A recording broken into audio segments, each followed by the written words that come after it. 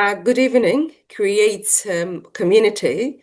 It's always a great pleasure to be with all of you on Thursday evening.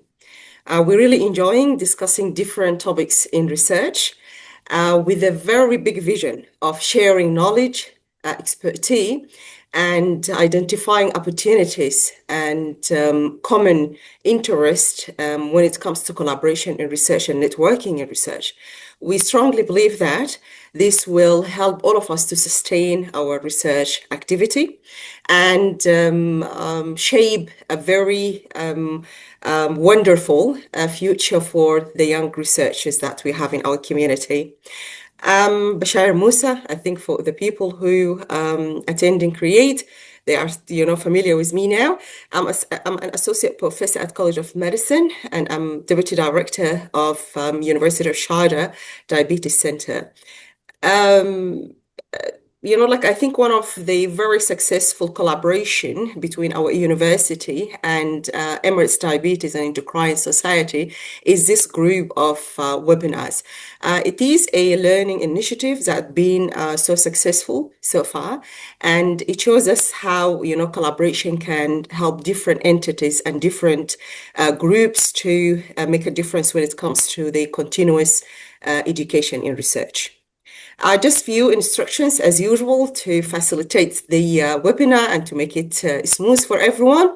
So right now, myself and our great speaker, Dr. Hamzah, we are live now, and it's live streamed in the EDES YouTube channel.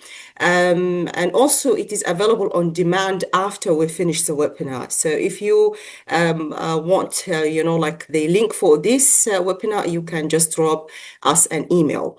Also, it is, it's very important to know that these webinars, C.R.E.A.T.E webinars, are CMEs accredited. And if you have any feedback, question, or comments, please feel free to post it on the chat box. It gives me a great pleasure to introduce an excellent researcher and dear colleague, Dr. Hamzah Zubaidi. He received his PhD from Monash University in Australia, and he's currently an associate professor and chairperson of the Pharmacy Practice and Pharmacotherapeutics Department at College of Pharmacy, University of Sharjah.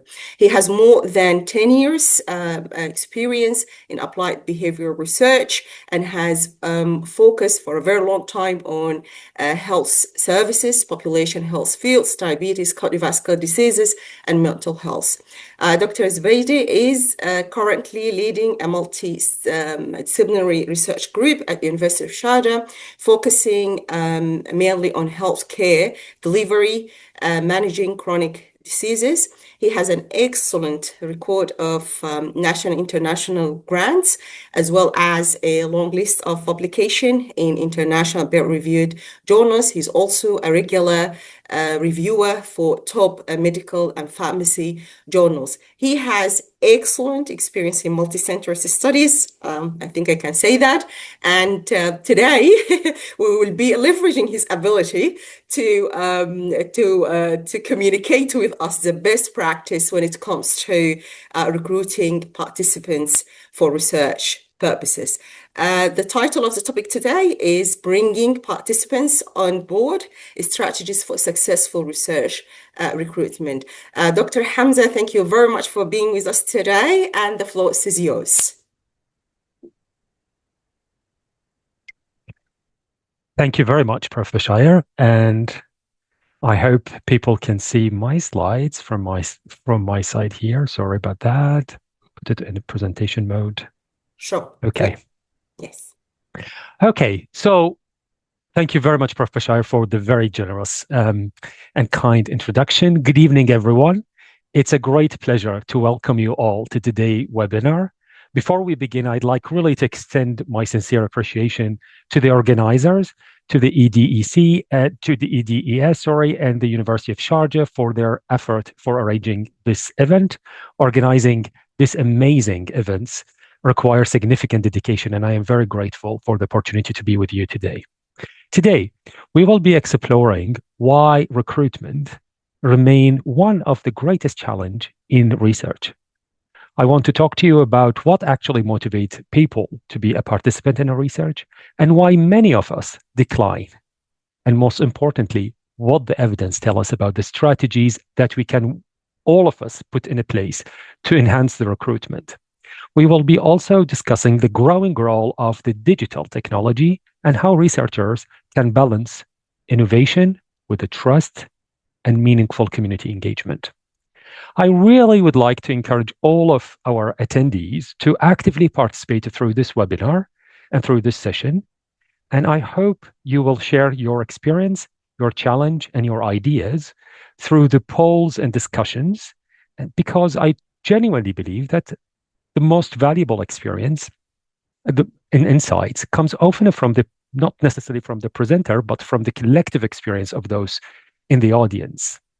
Whether you are actually an experienced researcher, an early career academic, or a postgraduate student, or perhaps you are just someone who just preparing to start your first research project, I hope today's webinar provides you with the practical insights that you can immediately apply to your own work. Okay, I want you to think about this before I start my next slide. How many great research ideas never generate an impact because the researcher could not recruit enough participants? So recruitment is not just an operation. It's not something that practical thing we do. It's actually a very important task for the study validity, for the feasibility of the study, for the timelines, for money and budget issues, and even ultimately for scientific impact. So let's begin our journey. This is the first. I'll ask the audience to answer 4 questions through the webinar. This is the first one, just to engage you. So allow me to skip this and go to Poll Everywhere. This is where I want you to answer. So please scan the QR code, and you should be able, it will direct you to a screen. You don't have to put your name. You could skip putting the name if you don't want to put your name, and then that directly brings you to the question. And I want you to answer, have you ever participated in a research study? You could say yes, no. What's your experience in there?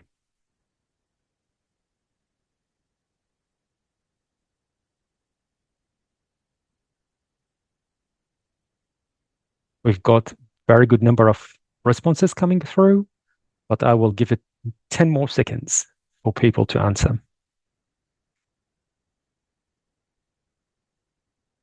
Yep. So the question here is not that you, when I say participated in a research study, I don't mean that you conducted a study, but that you were a participant in a study. So that's what I want you to know, just to gauge from the audience. Majority of the people saying yes, some people saying no. We will give 5 more seconds before we pull out. Okay. So we've got rather an experienced audience with us. That's good.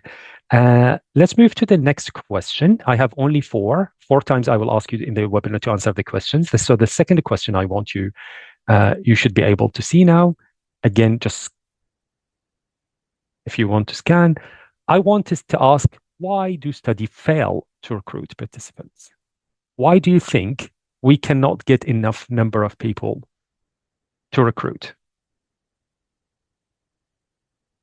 Choose the one that makes the most reason.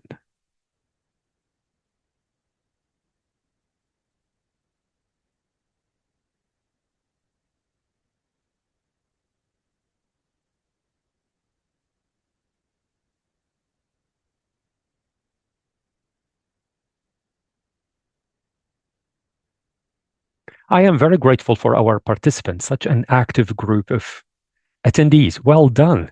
So we've got a split answers on these questions, and we don't seem to kind of get an agreement, but remains the most reason people think why we don't recruit is because lack of participant interests. This is a very exciting and very interesting assumption, because through the next slides, I hope that I can challenge this assumption, because the first default, and when I talk about this across many settings, it's often this is chose the number one response. So you have done it too, where you thought it's the lack of interest from the participant. And it's really an interesting position, because we seem to think we blame the participant as the main reason. They are not interested to participate as the main reason. Is it? Let's see together. Okay, thank you very much for the active participation. I'll take you back to the slides now. Okay. So I just want to share with you in the next two slides how big the recruitment as a crisis. Recruitment failure is actually a global problem across many health disciplines. Many eligible participants are never identified, and substantial proportion of the trials fail to meet the recruitment targets. Recruitment problems are systematic rather than an isolated incident. So if you are a researcher and you struggle to get a number of people to participate, this is not just your problem. This is a global problem. Happens in many settings, many disciplines across many countries. Just to put the context in numbers, what the evidence tells us, between 31 to 60% of the trials fail to reach their recruitment targets. Okay. And around 60%, we never identify those people. Now, when we don't recruit enough people, there will be recruitment delays, which will increase the cost. There will be prolongation of the study project, which may result in study termination. So recruitment participant is very, very challenging. And if we are lucky to recruit the people, we might have a trouble in keeping the people in the study or throughout the study, which we call it a retention. So an example of a retention struggle is actually, just I shared with you here, just the numbers, 48% dropout rate in the general medicine trial. When we look at the psychology or psychopharmacotherapy trials, we find the dropout rate reaches 64%. When we talk about any trials, any intervention in health services that ask people to change their diet, their physical activity, their eating patterns, the dropout rate, conservatively speaking, it's around 18%, and it could goes up to 37% of in times. So what have we learned so far? Recruitment is a global crisis, and people drop out. If they participate in types of the study, they might not stay throughout the study period. Okay. That brings me to, why should we care about recruiting? Why should we think about recruitment? Why should we design some strategies and tactics to encourage participation? Why recruitment matters? Well, I spent some time on this slide just to share with you a few ideas, because underpowered studies increases the risk of false negative findings. When there is representation bias, it actually reduces the generalizability of the study. And poor recruitment threatens internal and external validity. Let's unpack this together through some examples. So I'll give you first an example where, when we don't have enough people to participate, the study becomes underpowered. What this means. So there is a trial, and the aim of the trial was to recruit 500 participants in order to detect a clinically meaningful reduction in cardiovascular events. But due to the difficulties in recruiting, we were only able to recruit 220 participants. Now, this new brilliant intervention in the study may genuinely work, but the study lacks the sufficient statistical power to detect the effect. So the result becomes not statistically significant. So the researcher concluded that the intervention may be effective, may not be effective. We couldn't tell because we did not have enough power to detect the difference. So that's one example. When we don't have enough number of participants, the study becomes underpowered, and that really impacts. So here in this example, the conclusion is that poor recruitment can cause us to miss real benefit of the intervention. Okay? And that demonstrates for you the power of recruitment. If I give you another example for the research waste. There was a randomized controlled trial comparing a medication with psychological therapy for general anxiety disorders in the UK, and the study was stopped prematurely because of the recruitment failure. What happened here? Years of planning, years of applying for funds, ethical approval, staff effort, participant contribution, were all ultimately unable to answer the original research question. So the conclusion throughout this example that I shared with you is that sometimes recruitment problems do not just weaken the study, but actually prevent the study from answering its original research question altogether. Let me give you different examples about cost and delays. So a study was planned for 18 months originally, and it has to extend it to 30 months or longer, which increases the staff salary, the site cost, the monitoring expenses, administrative burden, and the funding agency here had to give an additional support to the study because they could not recruit on time. So every extra month spent in recruiting the participant was a month spent not generating the evidence. Perhaps one of the last examples I want to give you is where the external validity is compromised. Let's have an imagination of a diabetes trial that recruit predominantly highly educated participant, people who speaks English. They live in urban residents, and those individuals already engaged with the healthcare. Now, can we confidently speaking, if this trial was done in this fashion, can we say the findings of this trial can be extrapolated to people who live in rural area, to the ethnic minority groups, to people with lower health literacy, to individuals with multimorbidity? So the study can have an excellent internal validity, very well designed study, but still fails to represent the people who will ultimately receive this intervention or this health services.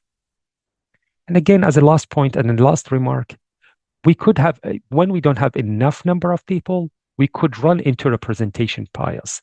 And what we know through the literature, through the evidence base, we have historically a lot of evidence saying that many clinical studies underrepresented women, older people, ethnic minority populations, and individuals with complex chronic conditions.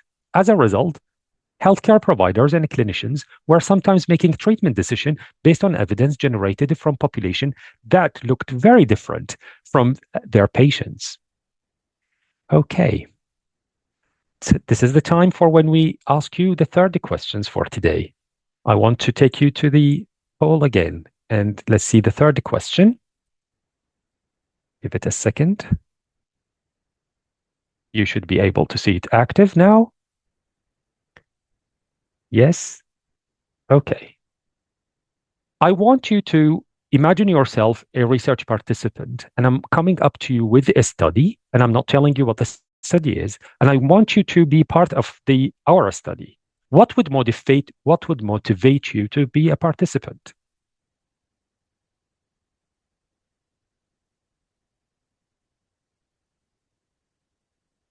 This is where you write. I hope it's active, and I hope that you can see.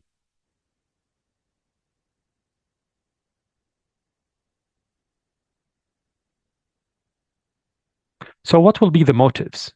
What makes you to participate?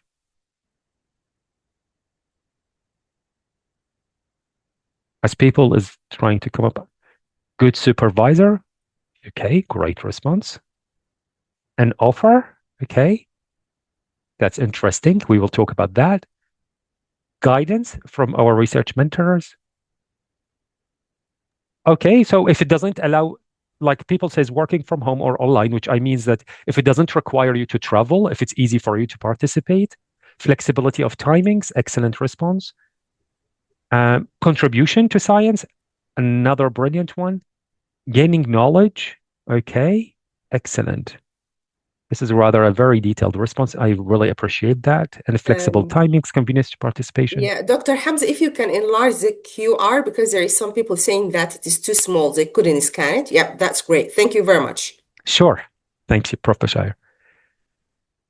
The study topics, if they are interested, if it's easy access to the site, people are saying, I want to contribute, therefore I feel it's my duty to participate. If I am interested, if the study design is good, interesting topic coming up again. I'm coming back to see if I've missed some of the answers here. So no trouble, easy to participate, trust in the researcher, trust in the institution. If there is a sense of contribution, what a great responses from the attendees. Again, I really congratulate all of you for having a really meaningful answers. Well done. Excellent.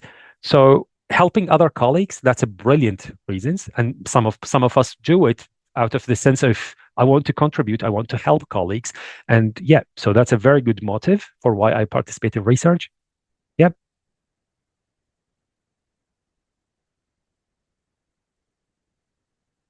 For a Thursday night, and you are that active and that great response, this is heartwarming. This is just fantastic. Okay. If it is short, I come back to this point in the slides to come. I will come back to this. This is a very important thing. Excellent point. Yep.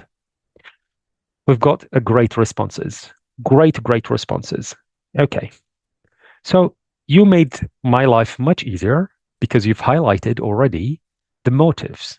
So for the motives, you have said, well, if our study is providing a new medication or a new drug, or maybe it's a new health service, or it's maybe new intervention, then people wanted to trial this new intervention. So they want to come to this study because they want to have an access to this new health service, or they want to participate because they are learning new health information.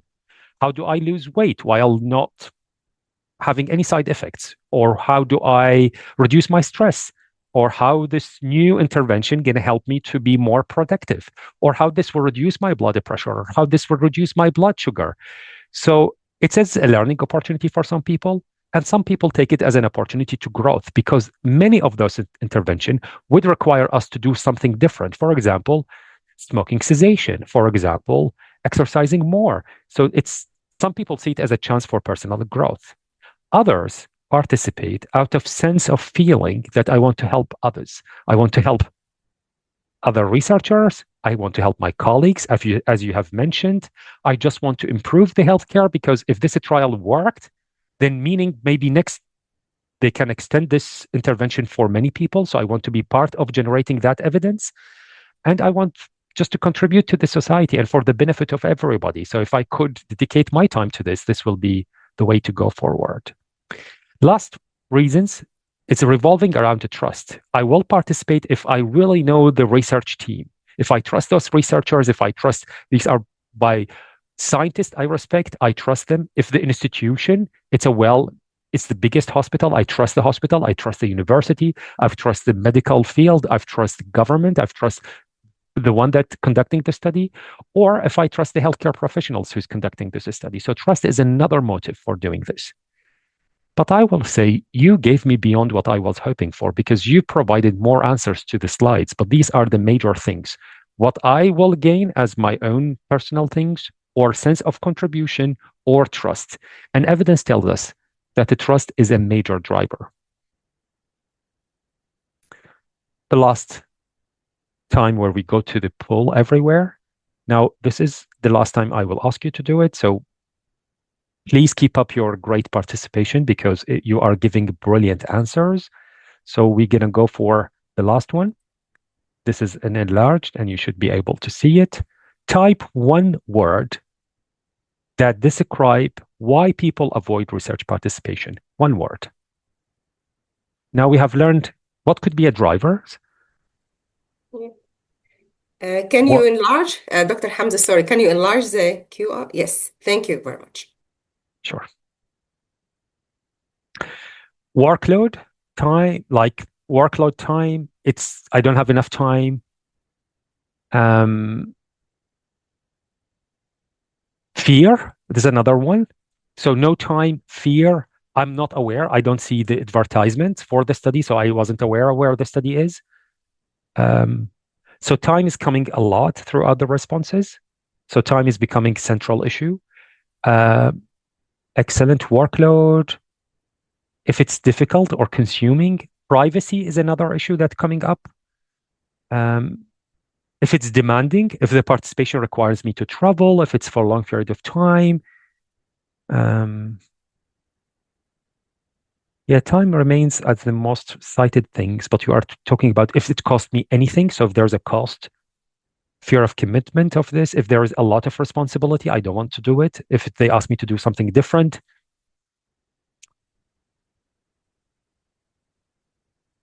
Okay.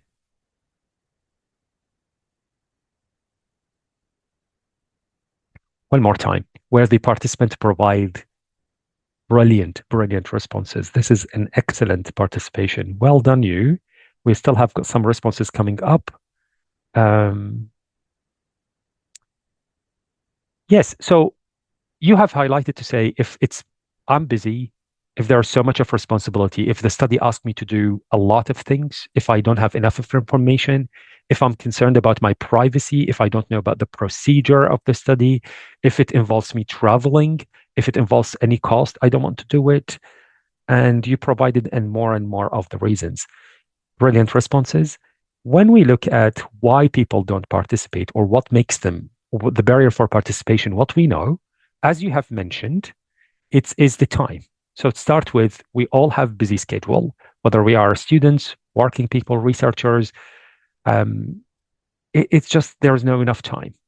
If there's any practical issues around the transportation, if the study is at a location far from my home and they require me to go to the site, if mothers are responsible for childcare, like if there's any work commitments, as you have mentioned, sometimes we don't participate because if we are not having enough information about what the study procedure is, so there might be some fear. There might be privacy concern for some others by saying, who is responsible for my data, how they will use the information, why they are collecting this information. I don't want to share this part of my experience with this. If there's any mistrust in the procedure, this will be another group of barriers. And there might be some other issues of language. So for example, I'll give an examples of this. When we design information sheet or when we design consent forms and when we design the information that we want to give to the participant about our study, we make all attempts to make them lay people. For lay people, it's easily understood, no medical terminologies, no jargons, no difficult concepts. But despite our attempts with it, you will be surprised to learn that many times you will see information sheets that are not easy to understand. Despite that, the ethical committees across the world makes a lot of effort to screen, demand, and make sure that the information sheet and consent forms are designed for lay people. And the language is simple, straightforward, short, detailed enough. But you will be surprised to learn how much of sometimes that people don't participate because they did not understand. The language use is too complicated. Now, when I don't understand, when the information booklets, it's sometimes overwhelming and there is no researcher that simplify the concept. You approach me while I wait for my medical appointment. You want me to participate, but you throw so much of information at me and you gave me 3 or 4 pages of information to read on my own and then to decide whether I want to participate or not.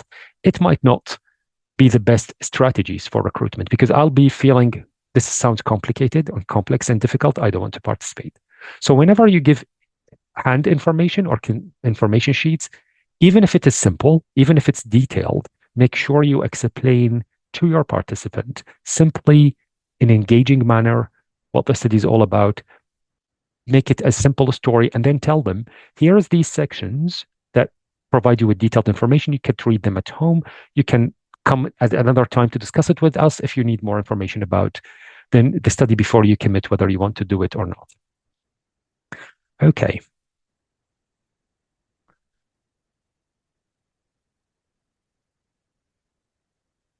So there are actually 4 broad evidence-based categories. Now we have talked about drivers, problems.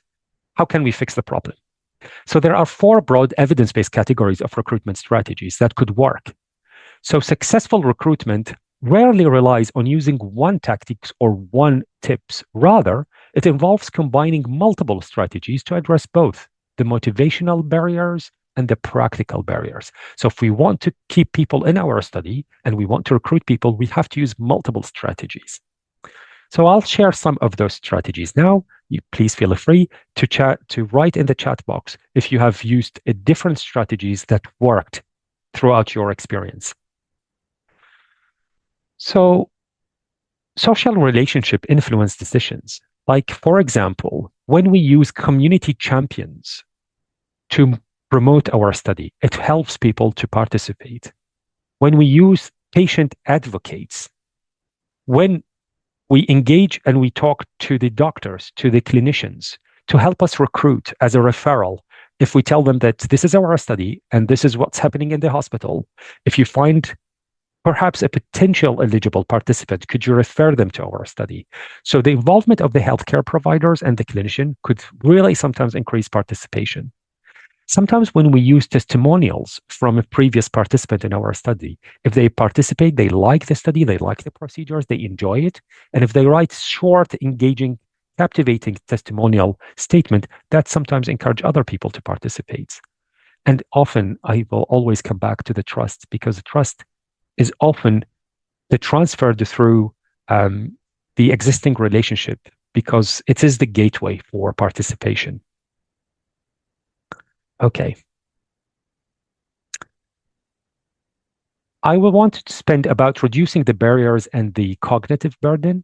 So sometimes the best recruitment strategies is simply making the participation easy. Make your study easy. You have talked about it, the participant text about saying, if I'm doing a cross-sectional survey, I want the survey to be short. I don't want to collect all types of information. I keep it simple, short, to the point. So when it's short, people participate. When it's complex procedure, people tend to say, no, thank you. Discuss simplifying your consent form, reducing the questionnaire burden, offering flexible participation methods. All of you have said, if the participation in the study can be done during the afternoons, evening, during the weekends, it gives a lot of flexibility and helps people. Reminders. Reminders is one of the techniques to encourage participation. We can talk about how do we do those. I'll take you to the next one, which is talking about incentives. And some of our brilliant attendees, they have highlighted that one of the drivers or the reasons why I participate, if there is any sort of compensation for my time. So sometimes we use the word incentives, and what we mean is just an acknowledgement to the time and the contribution for the participants.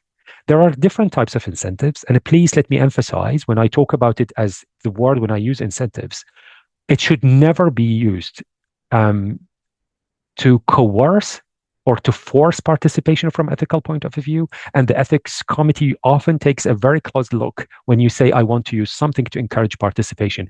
It has to be something just to acknowledge the time, the willingness that they share their experience. So there is a lot of way we can do that. It could be free parking tickets. It could be lottery prize withdrawal. It could be a small tokens of appreciations that could go for simple groceries, for examples. But it should not be a means or a big of money-wise, because then it will force people to participate despite they might not be interested, but they do it for the money. So it should be just enough to acknowledge the time, but never to coerce participation. Okay. Now, perhaps all of this is just to talk about, we live at the time of technology, and we live at the era of the digital health. So the question is, do you believe that technology can resolve all our recruitment problems? So think about that. And if you have any feedback or experience that you want to share with us, feel free to put them in the chat box. Perhaps toward the end of the webinar, we could get, if we have enough time, we could talk about your comments, or we can take a couple of questions around that. But the question I'm posing with you is that we have a digital recruitment technology which really can work. So let's have a look here.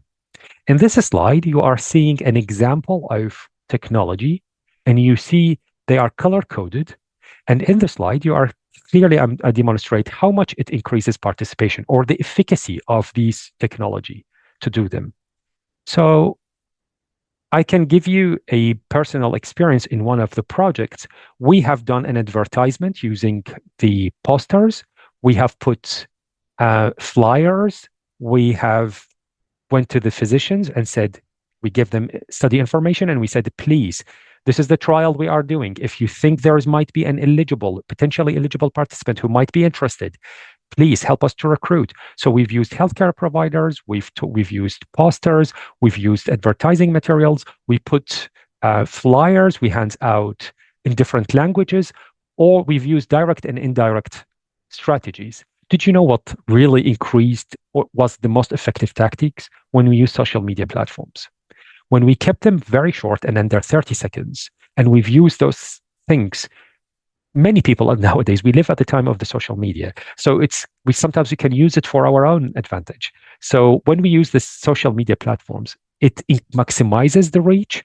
It sometimes is a very low cost, and it helps you to recruit hard to reach group of people. And this is consistent with what the literature is telling us.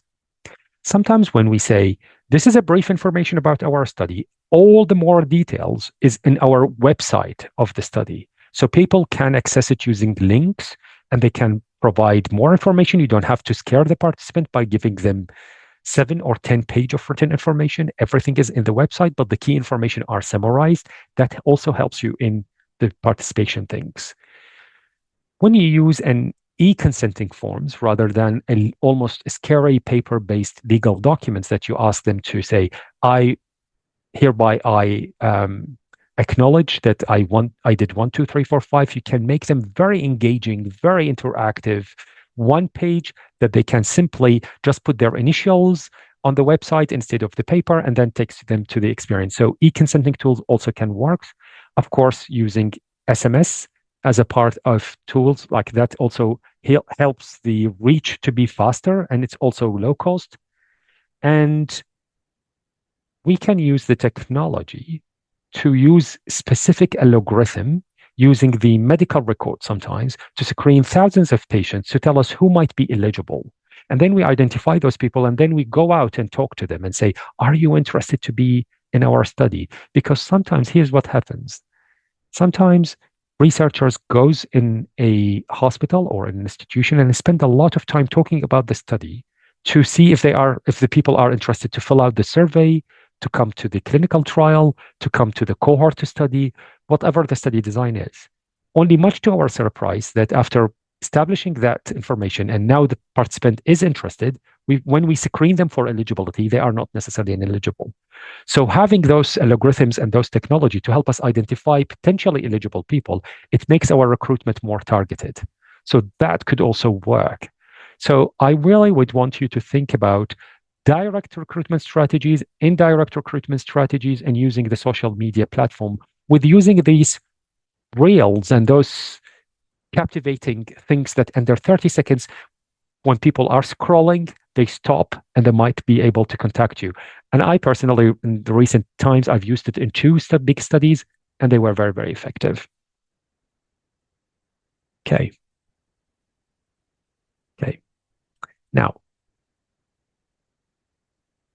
I don't necessarily have answers here. I'm posing more of both sides of arguments, and I want all the audience to be aware of both sides of here. Technology can really help us, and there's a lot of advantages to the technology, and it really improves the efficiency, the reach, the scalability, the cost effectiveness, and we can give you lots of examples.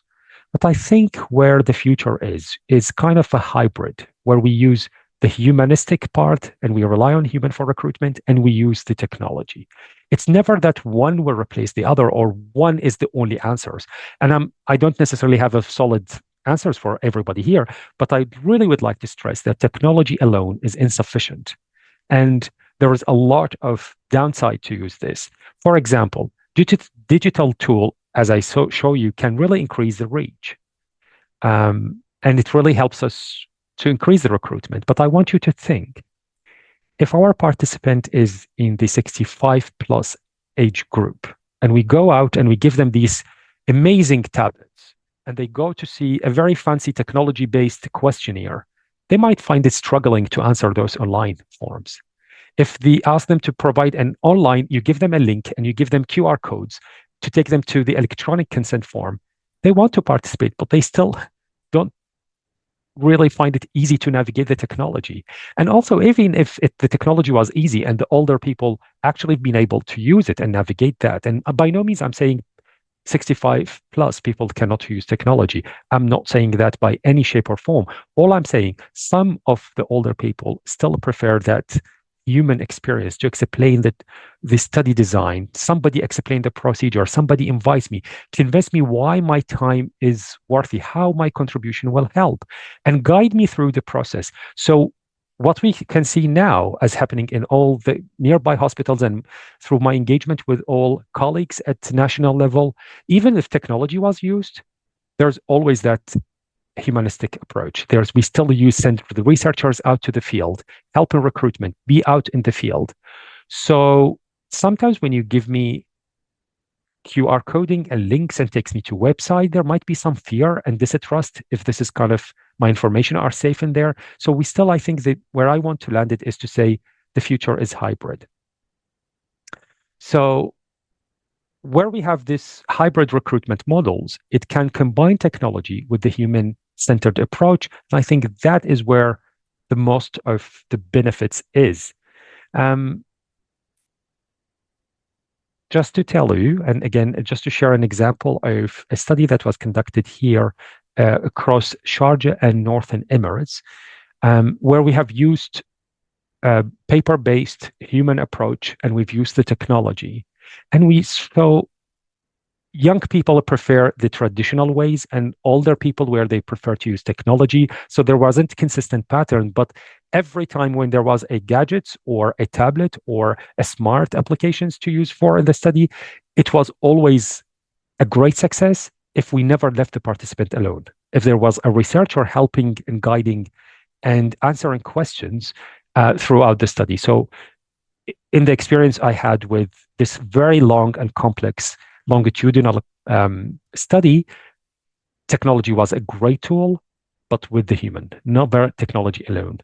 I never had that experience where I just relied solely on technology, but yes, it's just something for you to think about and to reflect on.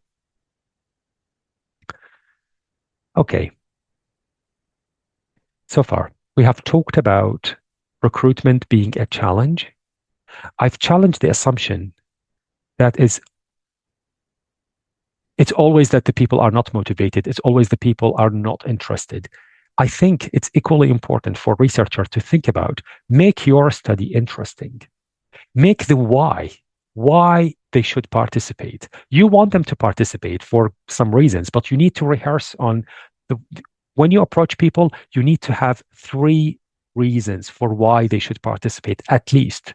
And those should be easy, short, to the point, and think about presenting those. We have been approached many times to participate. Sometimes we say yes, and sometimes we say no. Sometimes the people are doing an amazing work. It's just really genuinely we don't have time. I get that for all the reasons that we discussed. But sometimes when I heard how they talked about the study, I was not convinced. I wasn't convinced as why should I give my time to this? I was not convinced on the why. I think there is a lot of evidence around the past 50 years coming from different disciplines telling us that humans are wired to listen to story. We like storytelling. So think about recruitment is a mini story about our research. We introduce the objective, we introduce why we are doing the study, what could be benefiting them. Sometimes there is no direct benefit for the participant, but it will be helpful for the general audience. So I really want to pause here and say, make your study simple, make your study design engaging, get the why, and rehearse your why before you talk to the people. And third, I really want to emphasize the importance of having the study translated in the languages. So not limit them to English only. Even if the people are having a good literacy in English, make it available in others, in Urdu, in Arabic, and not only in that language. Sometimes when they provide me with Arabic in my own language, but if it's not lay friendly, I still struggle with certain terminology. So it's not enough to produce them in different languages. It's always should be hopefully at grade 6 to grade 8 literacy. That is the best kind of literacy level that helps people to participate. As we are approaching almost the closing remarks for me, before I take any questions you may have, I'd like to summarize the 3 key messages here. Recruitment is a scientific issue. And for young researchers and for those who with us here today, I cannot emphasize enough how many times we have thought about all the kind of troubles that could happen in a research. And recruitment was not on my first until I actually went to the field and to find out, oh, oops, wait, I put 4 months as a recruitment time. And in many times I needed double that time. If it's 6 months, sometimes I go for a year to get the enough number of samples. So think about recruitment a lot and think about how are you convincing your people to participate. So recruitment is a scientific issue, and the trust is the foundation of participation. And the future of the recruitment, I think it's a hybrid, as I said. And I want to sort of approach the end with a reflective of questions. What one change could you implement in your next study to improve recruitment? I want you to think about that and put your thoughts into this. I will repeat the question one more time so that all of us think about it as a closing remark. I want to think, what is the one thing, based on the conversation we've had today, what would the one thing that you would think about to change or optimize in your next study or the current study that you are planning with the intention that you want to improve participation? Is it that you want to think about, okay, I have part-time researchers who will help me to distribute my survey. I want to do a mock interview trial and ask them to approach me as a potential participant. And I want to hear how they will recruit, how they will pitch the study, how they will talk about the study design, how they will explain the benefits and the risks involved with this study. So I want to do a mock trial with the people who are going to help me to distribute my survey. That's one thing that I want to do in my study. Others might say, well, one might think, I thought about the information sheet. I want to have a detailed information sheet, but I want to have another one that's summary, key to the point, and I would like to highlight those information so it looks like more personalized. When I go to the site, I'll give them a walk through the brief information, and then I will provide the detailed information because I don't want them to get scared with 7 pages of information and consent forms. The one thing could be, I'm going to use technology. The other people might say, actually, I want to rely on previous people who participated to provide perhaps a recorded short video to say why the participation was meaningful to them. What did they learn? What did they benefit from participating in this study to encourage others? Others might say, you know what? We live at a time of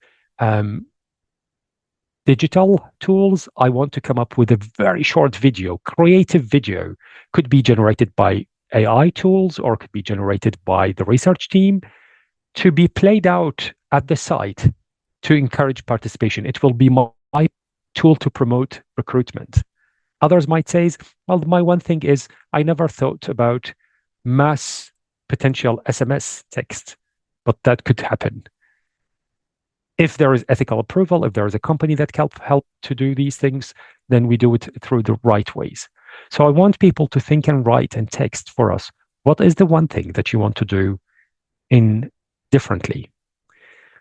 I am vigilant of time, and I thought not to keep it very, very too long. I thought just to, at the end, would like to really thank each and every one of you that you spend the time with us on Thursday afternoon to be part of this meaningful dialogue around recruitment is a challenge. And for those who never did any study, you might think it's an easy part where we think that, oh, designing the study is the main thing. And oh, it's about just the data collection and the analysis and to get a fund for the study. These are my major problems. Until you go to the field, and sometimes we discover that recruitment not always is a straight line forward. Sometimes it poses a challenge. So we need to think about time, and we need to think about, if it doesn't work, how do we maximize our recruitment strategies? Thank you, Prof. Bashir. I'm very happy to take any questions people may have. Thank you. Thank you very much, Prof. Hamzah, for an excellent presentation and for a very engaging presentation. We've been running these webinars for more than 7 months now, and we had about 11 webinars, and we never used any of these kind of all everywhere. technology, which is a great actually idea. And thank you very much for that. Thank you very much for sharing your experiences and your thoughts. It is very well done. Thank you very much for that. And I think when you start talking about it, you mentioned something so relevant to one of the main objectives of CREATE, which is, like you have to establish a network if you need to end up, dealing with clinician, for example, or clinical teams in the hospital. One of the main objectives of CREATE was to bridge the gap between scientists or people who are doing research outside the clinical environments and the people who are in the clinical environments. Because if you want to approach these people just to ask them for helping us with recruitment, wouldn't be a long-term kind of collaboration. But if you start dealing with them earlier and even, ask them for their ideas and their contribution, this is will kind of add to the power of the study and the recruitment later on. So thank you very much for starting with that and highlighted it. You mentioned that, and at the conclusion, I like the conclusion because many of the early questions that we receive, it's about research designs and what is the best one, just so irrelevant to what, to your conclusion. But I would like to tell everybody who's asking about research design, this is how we start CREATE, by discussing a lot of research designs. And please refer to our YouTube channel. You will find all the research design webinars there. But let us start, with the topic of today, which is the recruitment and, the participants. I just want to ask the question related to what can be done before we start the actual process. You kind of touch on the, like a pilot study or some sort of feasibility study. So before we start the actual thing, what we can do so that we have a strong start when it comes to recruitment. If you can just, comment on that. Sure. Prof. Bashir, thank you very much. What a great question. That perhaps helps me to share something I did not put in the slides, but I think it's very, very important. So your questions is about what can we do at early steps to think about maximizing recruitment. One of the most effective tool that I found through the evidence is when you engage the community, when you engage the people. What do I mean by that? You don't engage them as a participants. You engage them in the study before the study happens. So there is a concept is, I'm familiar, I think that many of us here on the webinar would understand the concept of co-designing of the study. So when we design the study, when we talk about the study design, and I'm sure that, as you have mentioned, that this is a very important questions. Everybody says, what is the best study design? After you select your study design and you think this is the best one that will answer your research questions, you should always have it's a strong word, you are encouraged to have a co-design approach, meaning, I'll give you an example through a solid ones where we have used participants guiding us in the study design, guiding us in the recruitment, guiding us in the pilot study design, and then guiding us in the how do we maximize recruitment. They weren't part of the study, as I did not give them the questionnaire, I did not give them the health interventions, but they sat with me in focus group discussion as this is what we want to do, this is the type of people we want. I'll give you a specific example. So in one of the studies that we've done, which was about, we wanted to screen for heart problems and diabetes. We reach out to people who have heart disease and people who have diabetes. We sat down with them, we did a PowerPoint presentation, and we said, this is our study design, this is what we want to do, this is the process, this is our recruitment strategies. Tell me, would you participate if we pitch it this way? And they said no. And I was interested in the no, and I said, why not? And they goes like, because you didn't tell me the most interesting things, which was that this new technology, this new device is available only for the intervention group, and it's for free. If you mention this is a new device, it's a technology, and it's a free, and then you're going to give me those results, and I can take my results to my treating physicians. You will not limit them here. I can discuss them with my physician. I feel more trusted of this. I can have a second opinion about those results, and I will get the options. So 3 things I want you to mention: new technology, free, and I have the freedom to take it to my physicians if I wanted to. And I said, well, point well taken. Others talked about saying that the videos on social, I thought we've designed the best promotional video. When we played out to them and they says too long, nobody have the time or the interest to watch 3 minutes video, keep them under 30 seconds. That's what we want.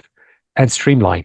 Here's what we think. Do 1, 2, 3. And some offered that they become the advocates for our study because they goes this. So for example, one of the male participants talked about saying, I want to be screened because gaining health will not only benefit me, it benefits my family. If I'm healthy, I can support them. So health investment is not only for me, it's for my loved ones. It's for my wife, it's for my kids. If I have early risk disease, early risk factors, I want to figure out them quickly and be part of the study. Similar things in the mental health space. We had a co-design with the people. So my short-term answer without taking too much time on this, pilot testing is a great way. You trial on a smaller scale to see if it works or not, but engage and co-design with the people. So reach out to your people. Don't invite them as participants, but invite them as potential experts to guide you through the study. So have these things, and they could be done in repeated individual sessions or a group discussion once off, can be done online. And I have done both techniques, and I ask questions, and often, I think many of us have heard, people who are closer to the problem, they are also closer to the solution. So sometimes they do have the techniques that we sometimes often as a researcher don't see. Okay. Yeah. Thank you very much for this very detailed answer. And we have here a question. I think it is like a case study because a person discussing a situation in which I think in his or her workplace, there is like a workplace-based research. How can we ensure that the employee participation is genuinely volunteering and not influenced by pressure from the management? And at what point might mandatory participation become an ethical or legal concern? I think we can generalize this by talking about the last part, how we make sure that mandatory participation is not a great thing. Yes, please. Yes, sure. So, great question. I'm going to answer them with a bit of sense of humor and then to the serious part.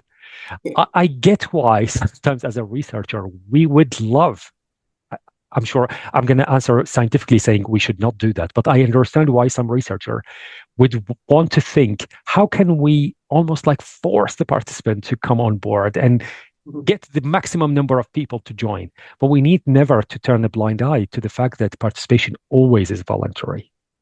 And that is something that is a mandatory ethically wise by the ethics committee that in the information sheets, even if it's the workplaces doing the research, and it comes from the managers or through the workplace people or through the HR of the workplace environment, whoever is sending the survey or the forms to do a research. Research never leaves the sphere of voluntary participation. People always have the right to decline participating, or even at a point in time, if I could still sometimes, like we have had it to say, if you do an interview, they could skip a question they are not comfortable with. If you give them a questionnaire, it's their right not to fill out certain sections. If they participated and they felt that they don't want to continue with it toward the end of the study for whatever reason it is, it's their right to withdraw their questionnaires. But we need to be upfront about these parameters. So I'll give you an example. When we had studies where we want to talk about experiences of people within mental health services, we told them that it's absolutely their right to decline answering any questions that they don't feel comfortable with.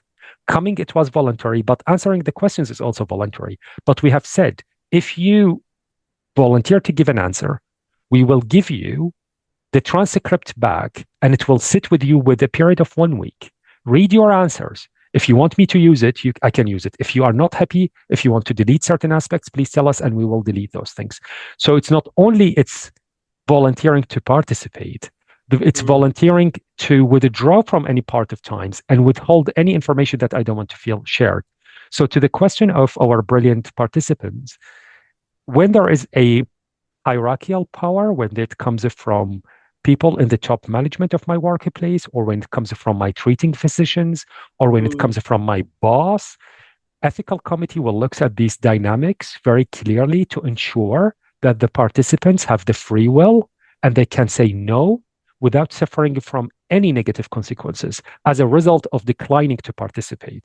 So if I come to this hospital and I decline to participate in the new drug, I would not suffer from withholding my treatment or changing my treatment plan, or will be discriminated against.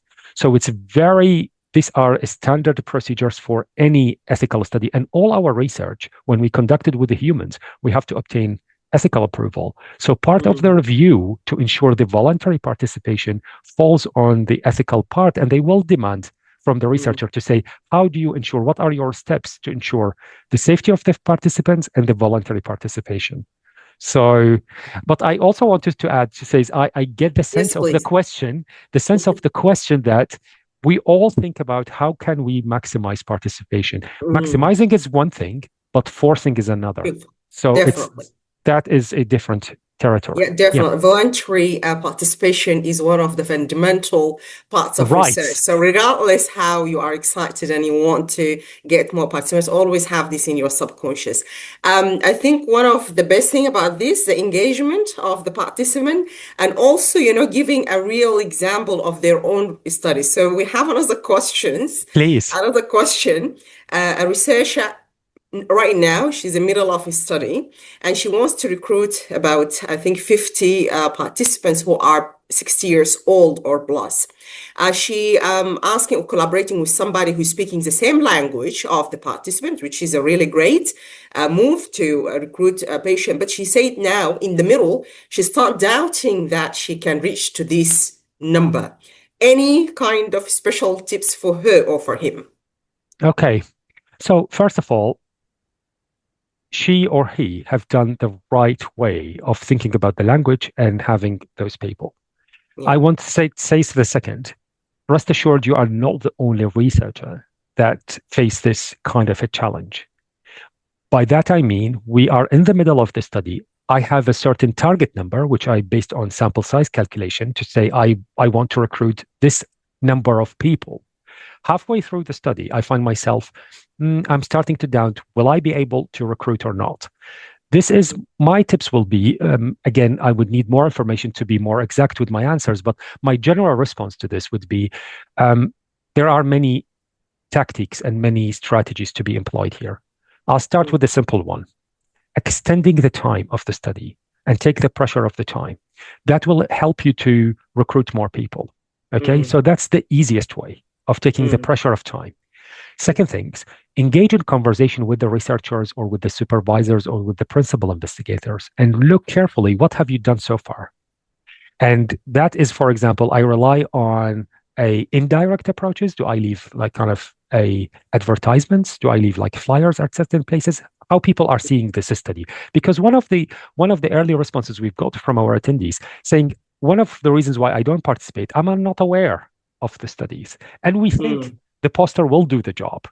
What if I don't look at the poster? I'm busy with my phone, waiting for my appointment. I was just looking through until they called me for my medical appointment. I miss out on that posters. I did not see it. And we think that's the only way of doing that. So I want that brilliant researcher who asked the question, extending time is one, reflecting on your current tactics of recruitment, and then think about adding more to it. So I'll give you some tips of more. So some tips of more is, as we said, social media. Some tips of the more is making a record of people who participated in the study. Short testimonial things. I enjoyed answering the question or the study was very helpful because I think we will all answer this question. If you have time, just participate. Something to this effect from the same group of people who already we want to reach to. Third tips, I will say, back to the point you mentioned, Prof. Bashir, about one of the main sort of aims for C.R.E.A.T.E as a platform. Trust means relationship. Relationship needs networks. Networks can cast ripples of circles about our studies and what we do. So reach out to your colleagues, reach out to people who might promote on your behalf of the study. And we all have done this for our colleagues. We often would refer participants. We often would share an email with people. I text the other day another colleague of mine, a very dear colleague of mine, who I said, without outing your medical condition, but I do know that you have this. Would you be interested to answer this survey? And he said, yep, sure, why not? But how long it takes? And I said, 7 minutes. And he actually filled out the survey. So 3 techniques. Reflect on your current strategy, extend the time, try to reach out, increase your network to promote your study. I hope you find some of those helpful. Yes. Thank you very much, Dr. Hamzah. And by the way, we're receiving a large number of comments saying thank you very much for your presentation. Great presentation. So a lot of them it's coming through. Thank you. I think there is another point. I think it is, like a desperate thought maybe. Okay. It is saying that, what about we start with a smaller sample size to kind of avoid all of that. But again, this is something to do with one of the fundamental concepts in research. Yes, please. Sure. Sure. I will take this opportunity to say one more thing about the techniques outside the box. Can I share with you what I've used for the C.R.E.A.T.E when I received the invitation from you, Prof. Bashir? So what I've used, I sort of engage in the last sort of lecture with our master students. And I said, you know what, guys, we are doing this coming webinar, and we will be talking about recruitment. You are doing your courses now. This is all about to serve the point of early preparation before even the study design to begin. So I said to them, you are doing your courses. None of you are actually thinking about study design yet. You are doing the courses now. But there is the upcoming webinar talks about recruitment. And guess what? All your project will involve a human. So guess what? You will do recruitment, no matter what your study design is. A case-matched one, a cohort study, a cross-sectional, a qualitative interviews and focus groups. It doesn't matter what you're going to do, but it does involve a human. So guess what? We will do this. Would you want to think about that? And I've got 2 of our master students said, yes, we want to think about that. I said, okay, here's what I want you to do. These are helpful lists about 2 helpful readings, and I'm happy to share those with you, Prof. Bashir, I don't know if we can give them as a link for people who might be interested into talking about this, which gives concrete reasons for why people don't participate, but also tells them about tips for increasing recruitment.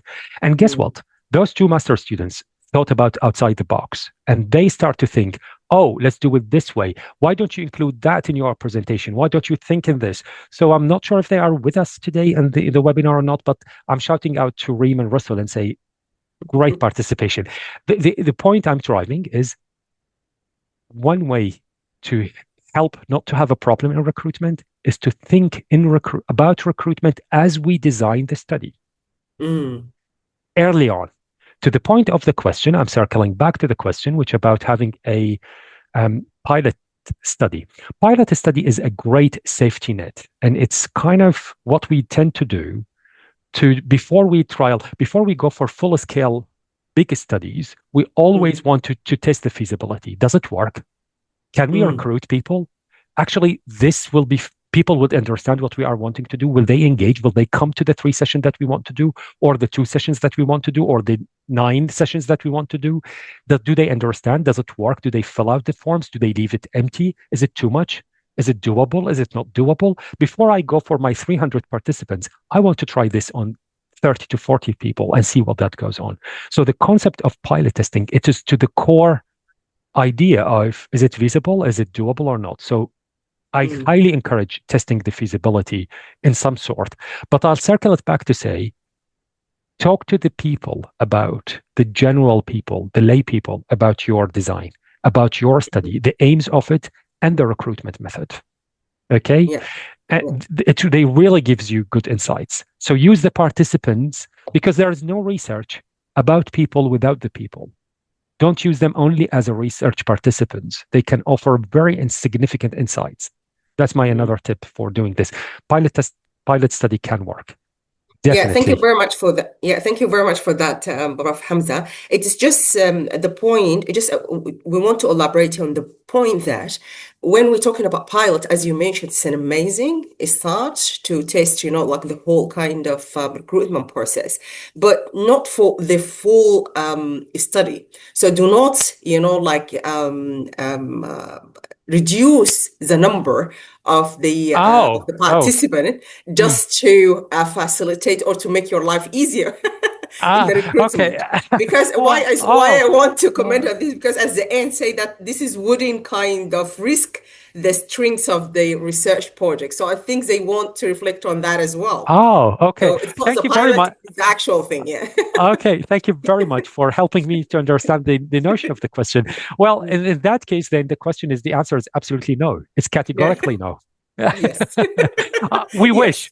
wish this Yeah. would be the Which case, but that's a very wishful thinking, yes. and I would think that but we all serious about research, and there is no shortcuts and there is no elevators to the No. process of a good research.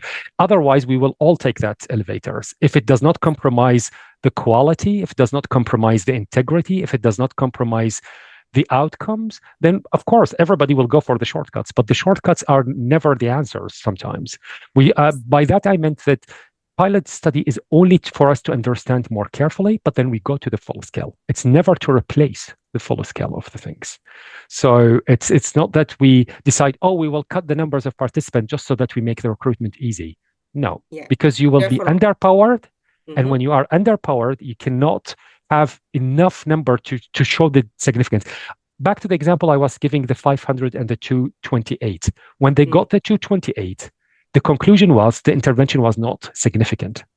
If Yeah. they have recruited the 500, now I can see the difference between the intervention and the usual care. So the Sure. low number did not help me to actually make a meaningful conclusion about my intervention. So I was underpowered, no enough sample, it did not show statistical significance. So to the power to say you don't reduce the number of participants just because it makes life easy, although it's a very tempting, but no. Sure. As you mentioned, there is no shortcuts in research. Research is a very challenging journey, but it's very rewarding, especially for the people who are passionate about research. Just for the sake of the time, last question. We still have a lot of questions, but last question to conclude the session.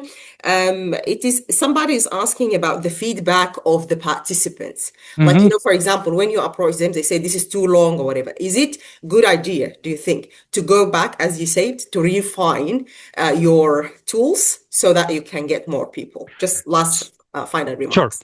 A very quick answer to this. Absolutely, yes, because that's the point of doing the pilot. One of the reasons why we do pilot testing is so that we get the feedback. And Mm, our intention when we say feedback, we don't necessarily want only to welcome the positive feedback that everything works. We want to give enough chance to receive a negative feedback for when they tell us that the questionnaire is too long, item 7 and item 14 was very confusing. I thought 7 and 10 is very repetitive. I did not enjoy the table format of the question. That was very tedious. I did not understand how do I score my responses. I want to hear all about that. So the reasons why we do the pilot test is to get how do we optimize these appearing negative feedback. They are nothing other than realities. And I want to hear these realities from the people who filled out the survey so that I can improve, enhance, and optimize my research tool. One of our participants said, one of the reasons why we make the study more appealing is when we make the survey short, when we make the survey easy to fill, when we give the instruction about each sentence, each section, that's very clear direction. People will understand how to fill, what is 1, what is 5, what this means, and how they should respond to all of these things. So I think there is no great, in my opinion, I never saw any great large scale cross sectional survey without doing the pilot testing and get those feedbacks, and without giving it plenty opportunities to hear for what the people think. Too long, too complicated. I didn't like this question. This was horrible, and more. There is one concept I would like just to share. One things for that particular reasons. I'm not sure if our audience heard about them. It's called cognitive interviewing. I'm not mm, sure if this is terminology is familiar to people, which is meant to mean. So I'll use the moderator as an example. So my very dear colleague, Prof. Bashir, invited me to fill a survey. Hypothetical reasons. She did not ask me to, but let's say that she invited me for this, and I'm a potential participant. So she invites me for something known as cognitive interview, in which what she wants me to do, she wants me to read aloud the questions and tell her if I understand the meaning of the question, not the she doesn't want my answers only. She wants me to know if I understand the concept. This is done on very small scale numbers, and often it's an odd number. There is no rules of how many you do that. 3 is enough. You can go to 5. And this is not only to classic fill out the survey and tell us about your feedback. This is a designed qualitative interviews where I sit with a small number of people. Tell me if the intention of the question is understood. When do you do these cognitive interviews? You do them if you want to validate a questionnaire, if your study is about validation, and you do them if your tools is new.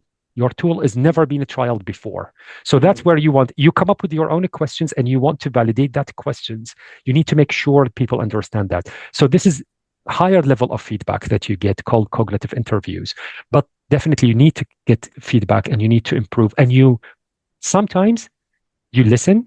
Sometimes if you are not sure if this feedback is helpful, you park it aside, you discuss it with your research team. Should we amend this or not? And if you are not sure, you go and ask another participants about that particular point that is conflicting for you, which sits in the gray area. But often we always listen to the feedback and we adjust our tools based on these feedbacks. Thank you very much, Prof. Hamzah. I think we'll stop here, and I really appreciate spending all this time on Thursday night and staying very late in your office just to to give us all these kind of information, to share with us your experience. And I think we always say research is challenging, but the beauty of having collaborators and having people like you who are volunteering their time to support other researchers, we really appreciate that. It's very enjoyable presentation. Thank you very much. And hopefully we'll have you again. Not now, later on. Don't worry. So Anytime for you, Professor. thank Anytime you for you. very much. Have a great evening, and we really appreciate it. Thank you very much. Thank you very much. So our C.R.E.A.T.E community, we do have our last webinar for this group of webinars. Will be on Thursday, 25th of June, with Ms. Hamda. She is the coordinator of the research ethics in the DHA. And this is based on the request of some of you, just to make sure that we are aware of the guidelines, local guidelines, when it comes to research application and research ethics application. Also, like we are very grateful to the Emirati or Emirates Diabetes Endocrine Society because it support our C.R.E.A.T.E webinars, and on the same time support other interesting programs such as Meet the Professor. That will be next, I think in 2 weeks' time on Thursday, 18th of June. Also, we do have another forum for young, I think I went too quickly, for young leaders when it comes to endocrinology. So if you are interested in any aspects related to endocrine field, please join the Wednesday, 24th of June, 2026.